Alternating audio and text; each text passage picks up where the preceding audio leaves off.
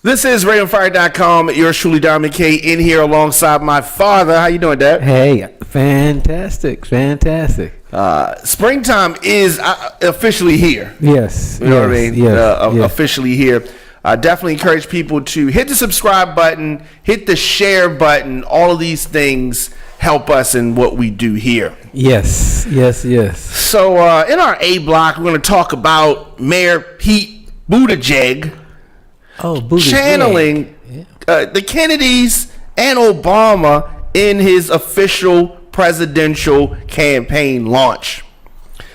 So the young Midwestern mayor, whose presidential bid has been very unlikely, and he's been getting a lot of attention and focus from the media, and he kicked off his campaign over the weekend in his hometown.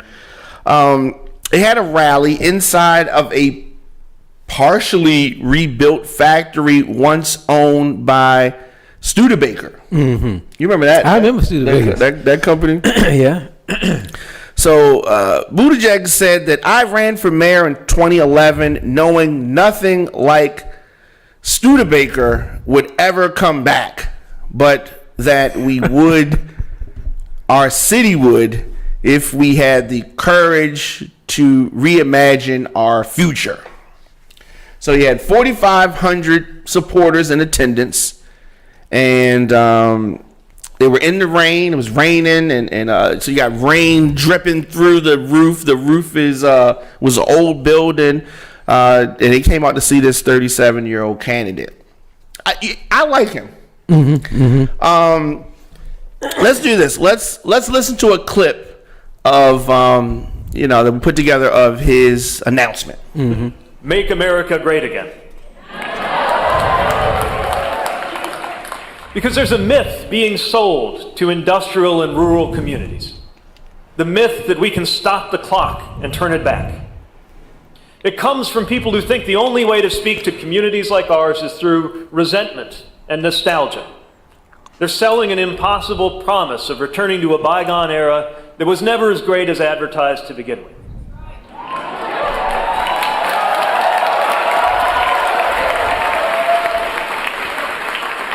The problem is that they're telling us to look for greatness in all the wrong places.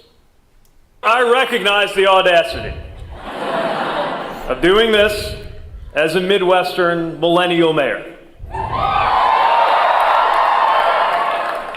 More than a little bold, at age 37, to seek the highest office in the land. Up until recently, this was not exactly what I had in mind either, for how I was going to spend my 8th year as mayor and my 38th year in this world. But we live in a moment that compels us each to act.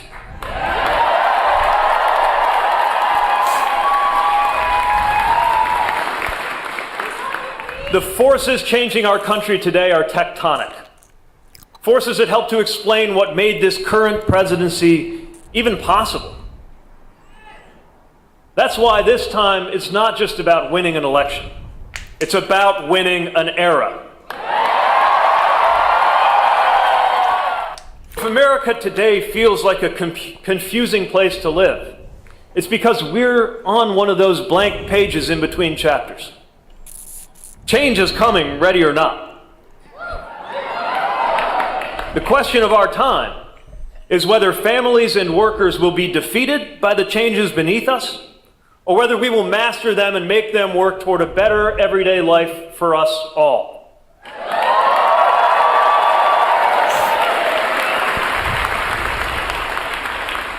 And a moment like that calls for hopeful and audacious voices from communities like ours.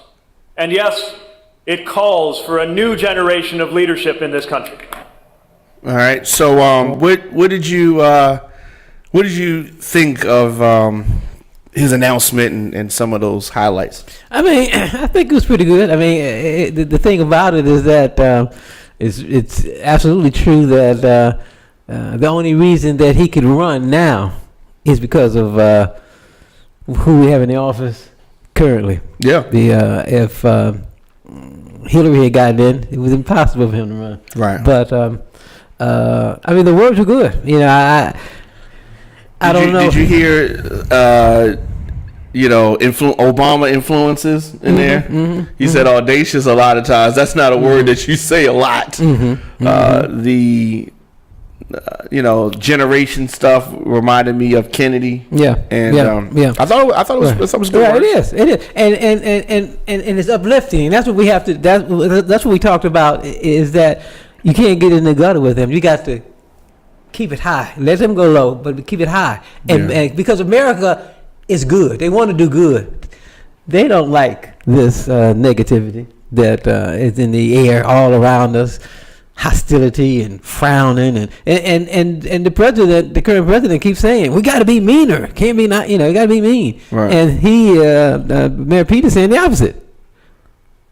Yeah. We got to uplift. We're in good times. We got to make it better.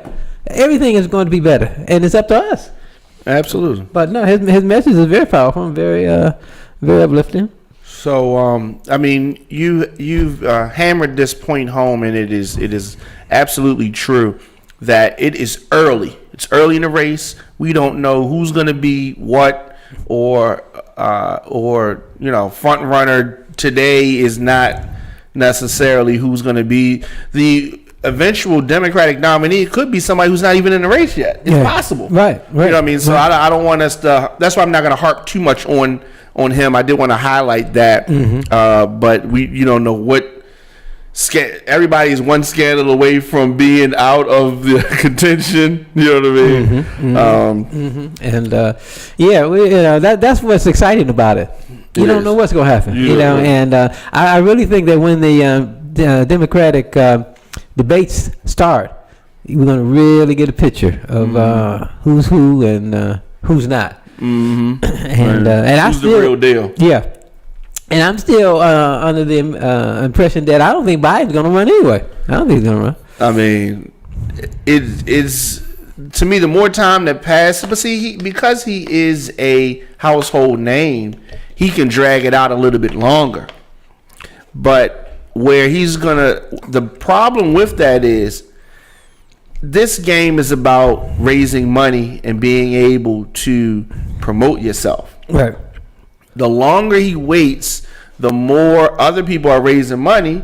And in this day and age, Buttigieg raised $1 million in one day. I don't think Biden will have a problem raising the money. You know? No. But by delaying, you hit it right. Your popularity, is this making people want you to run? Is this helping people to be on your side, to be motivated by you? And that is not. So he, I guess Obama was the first one to raise $1 billion. Yes. And then Trump and Hillary. And Hillary raised big money too. They raised billions. Yeah. So the money is to be made. The money is here. They got the Biden can get the money. Is whether he has the energy, the ability to motivate, whether he really thinks he can win. Energy is important. Yeah. But we're definitely going to continue to follow this as this race heats up. But another presidential announcement came yesterday. This one from the other side of the aisle, as they say. Bill Weld is challenging Trump for the GOP nomination 2020. Former Massachusetts governor announced that he is officially entering the race for president, becoming the first Republican to challenge Trump in the 2020 race. Had you heard of Bill Weld before? He ran.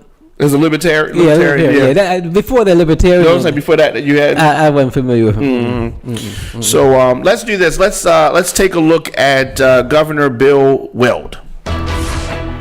Massachusetts, 1990. A state near bankruptcy. Corrupt Democratic machine. They called it Taxachusetts. One-party rule. No Republican governor for 20 years. One man had the courage to stand up and fight. A crime fighter appointed U.S. Attorney by Ronald Reagan. Bill Weld ran for governor on his record. Top Boston city officials retire. They claim accidents. U.S. Attorney Bill Weld investigates. The claims, fraudulent. Weld prosecutes, gets fraud conviction, jail, millions saved in taxes. Now Bill Weld runs for governor. His platform, what it's always been. Guts, integrity, independence. They said it couldn't be done. No Republican could win. Bill Weld beat the odds. Historic victory. Bill Weld cut taxes 21 times. He balanced the budget, reformed welfare. I'm not happy to be on welfare because there ain't no way to live. I don't want my children growing up seeing us living off of the welfare system. Now I'm actually out there contributing, doing something to earn my benefits. I support all the way what Governor Weld's trying to do. Now that I'm working, I feel like I'm somebody. I feel like I can contribute out there. Bill Weld made Massachusetts safer. And every day, he cared. Katie's father and I lived together for 14 years. I became pregnant and he left. Non-payment of child support was the most socially accepted form of child abuse. Governor Weld and Lieutenant Governor Cellucci made non-payment of child support what it should have been long ago, a crime. No other administration has ever done for the children of this Commonwealth what the Weld administration has done. He transformed the state. Won re-election with the largest margin ever in Massachusetts. Bill Weld made history. Today we need Bill Weld more than ever because America deserves better. He's a war hero because he was captured. I like people that weren't captured, okay? I don't know what I said. I don't remember. And Mexico will pay for the wall. Shameful, dangerous, and weak. Some of the words lawmakers from both parties are using to describe President Trump's remarks with the Russian leader Vladimir Putin today. I moved on her like a but I couldn't get there. And she was married. And when you're a star, they let you do it. You can do anything. Whatever you want. Grab them by the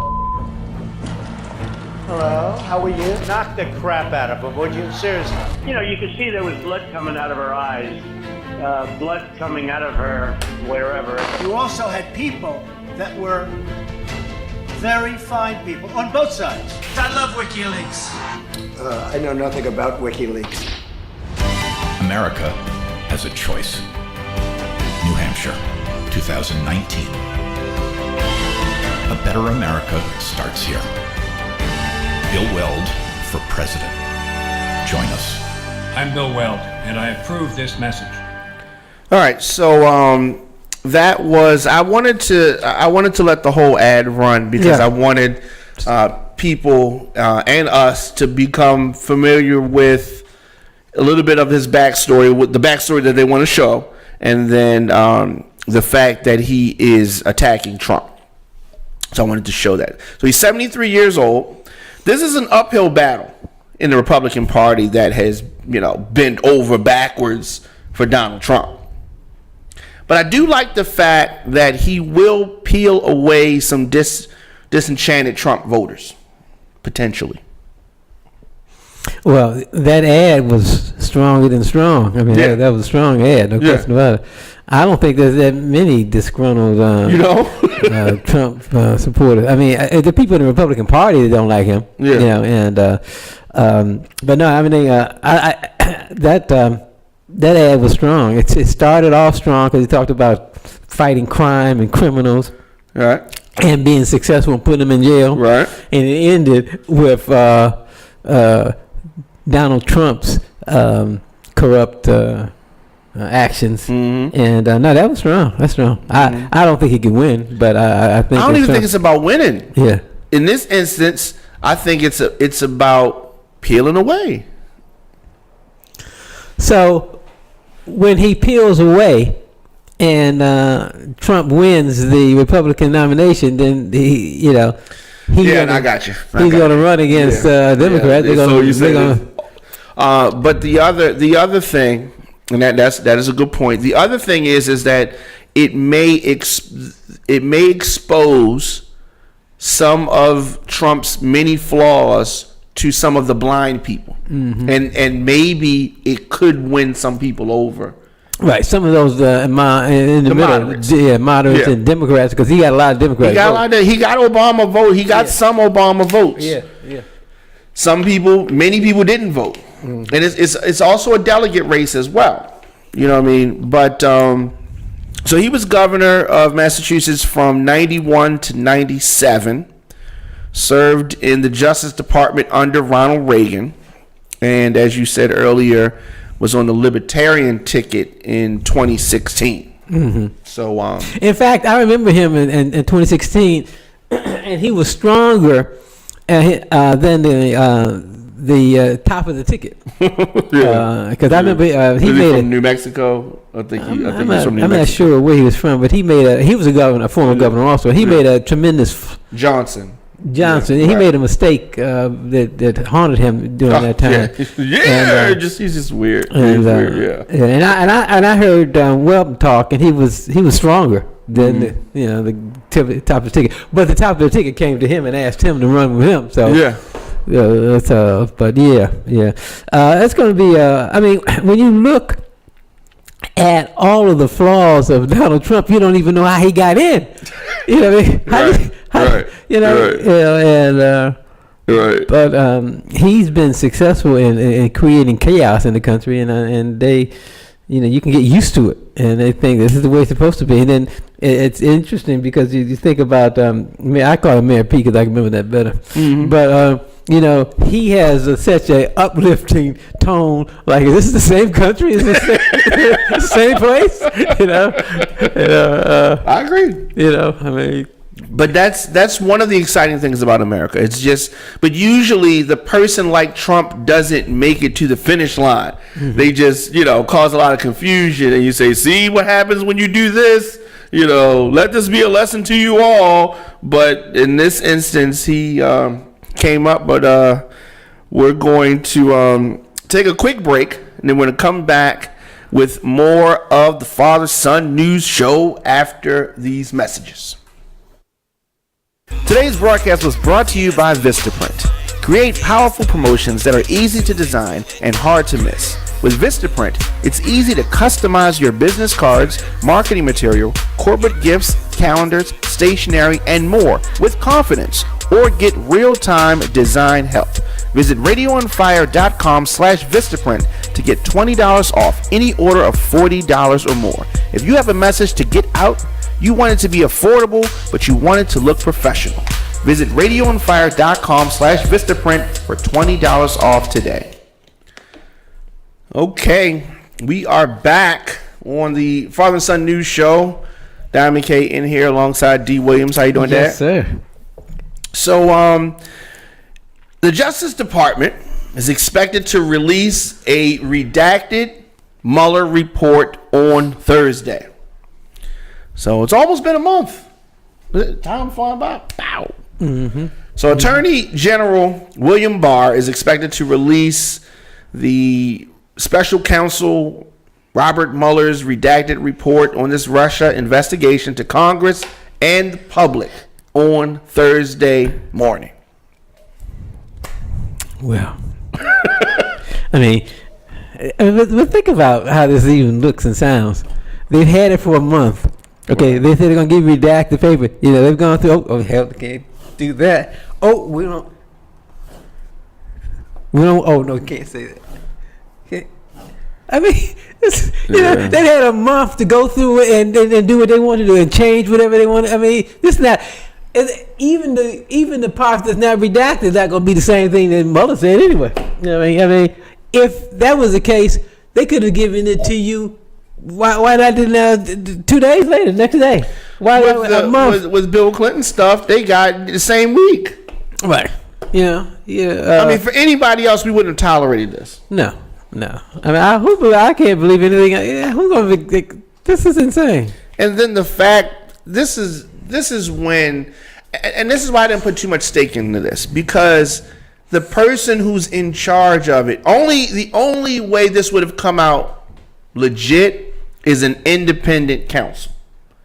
But the fact that this special counsel is still subservient to the Justice Department, someone appointed by the person being investigated. Mm-hmm. You know what I mean? It's just, you can't trust anything that's coming from that unless it's an independent counsel. Right.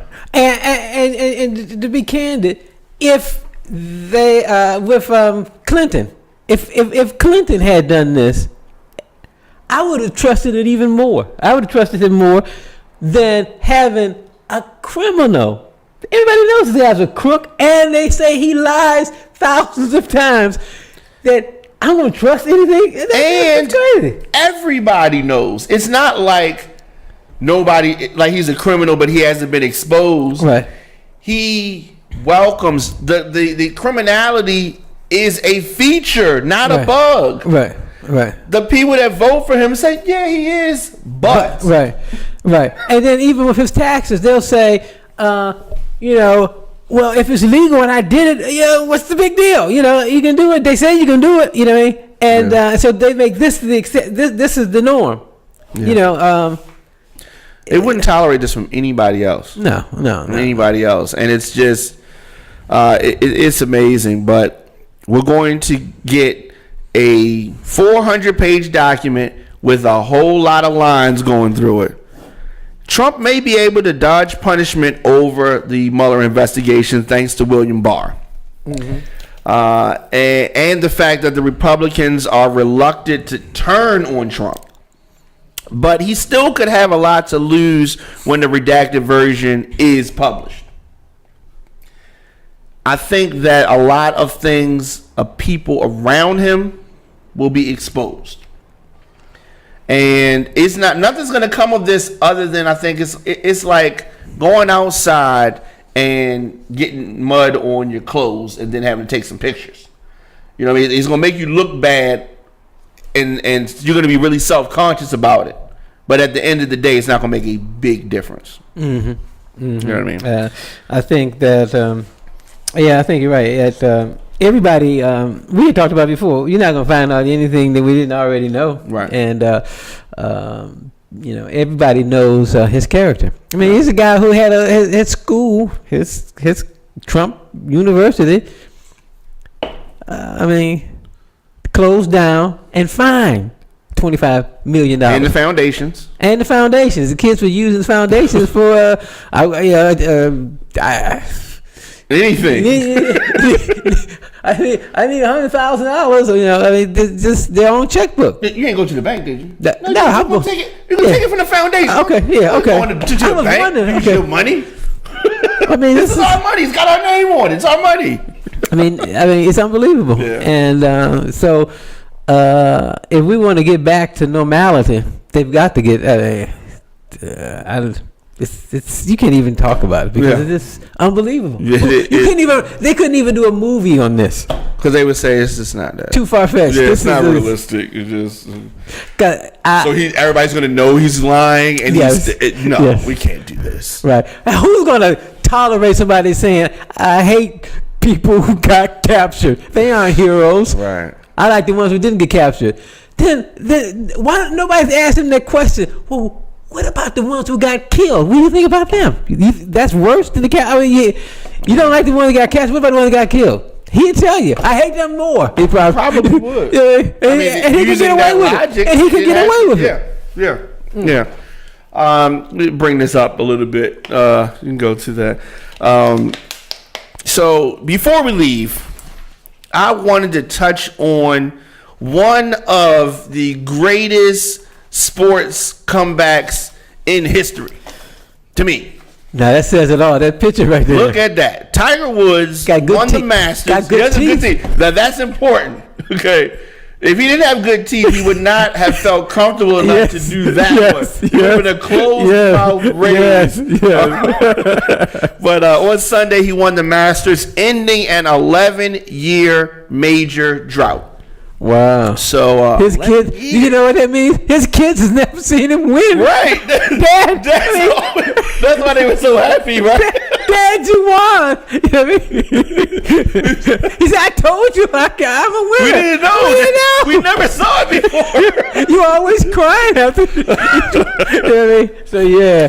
So this improbable win followed years of struggle for Woods. Repeated surgery, personal problems.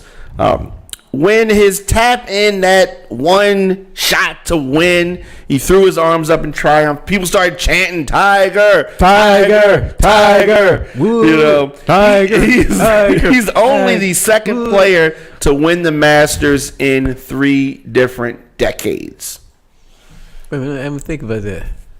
He won in the 90s and the 2000s, and now in the 2019. That's big. Yeah. That's big. Yeah. So I'm happy for Tiger Woods. What are your thoughts on it? Yeah, well, I'm happy for him, his father, and you didn't mention him, right? His dad. Yeah, you remember I talked last week when you talked about me being a taskmaster. I guess he was the and his same father way. was too. Right. Yeah, right. yeah. Right. I forgot about him. Right. But, I'm happy for him. I felt bad because I did too. He because I just felt bad all the way around that he just let it. All of these things get to him, and we talked about it before too. How the mind, it's all in the mind. Because nobody understood the game better than he. He knew how to play the game. He was playing it as a little kid, as a child. He knew the game, but he had to get his confidence back. He had to. It's all a mind game. So now you know what this means, right? What? He's back. This means we'll see. He's going to go in because all it is that. He walked in the little room and he's like, he's over, right? And it's like, hey, Tiger, how you doing? Right? And he's, you know what I mean? So it's that kind of stuff. And then when he's taking his shots, he's like, what these people are thinking? Like the camera people, everybody's thinking, he's over. You know what I mean? And he's been dealing with that for 11 years. And he had tenacity. Then for whatever reason, he woke up on Sunday and said, man, forget that. I'm Tiger Woods, damn it. And so I think that this is a lesson, people. This is a teachable moment. You don't have to ever stop. And when you think it's over, it doesn't have to be over unless you say it's over. That's right. Because I used to still do watch Serena play, and when she was down. You just kind of we talked about before, don't ever give up.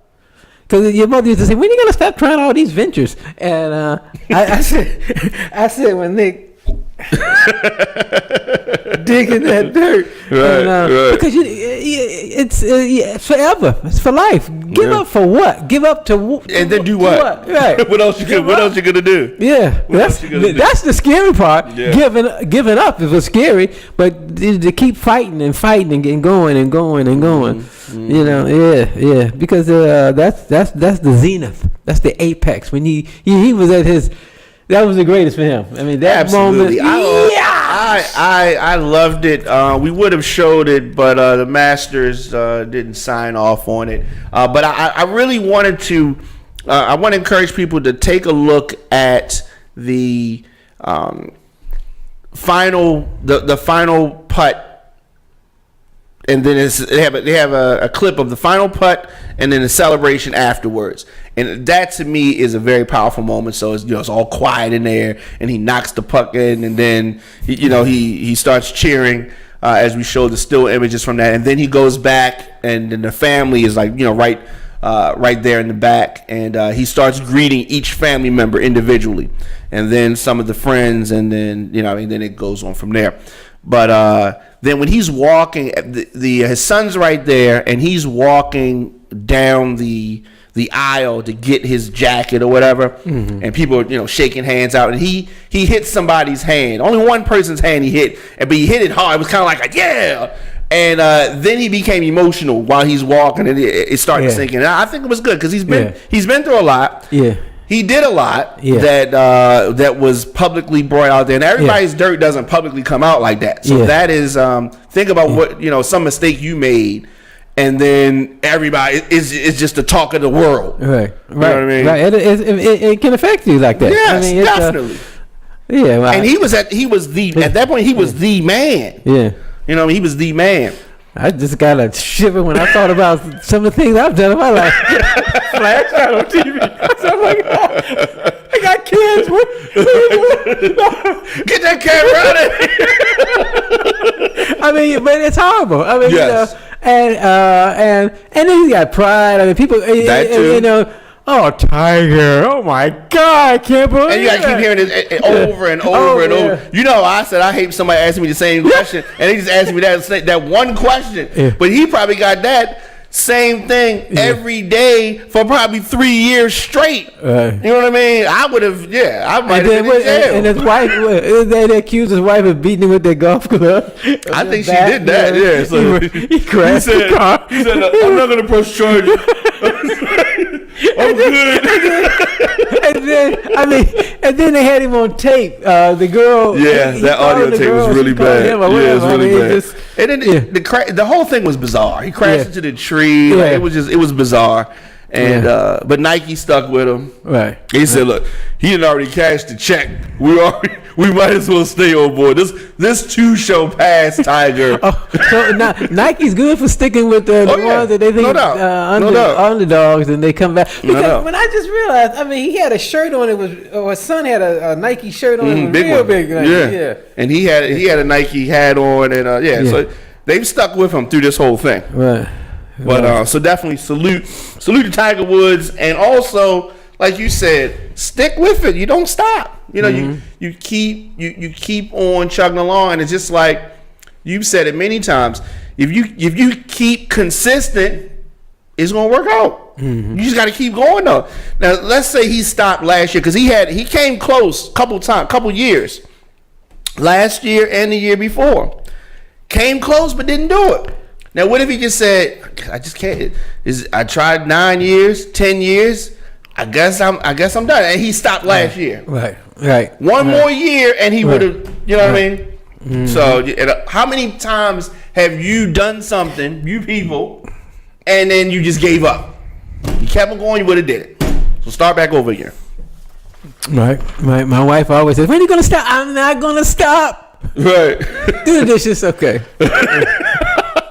So Thank you, Dad. As always, another great show. We will be back next week. More news and debates and all that stuff. Yep, the world keeps turning. It does. We'll be here. Yeah, we'll be here. As always, episodes available on demand. radioonfire.com/father and son.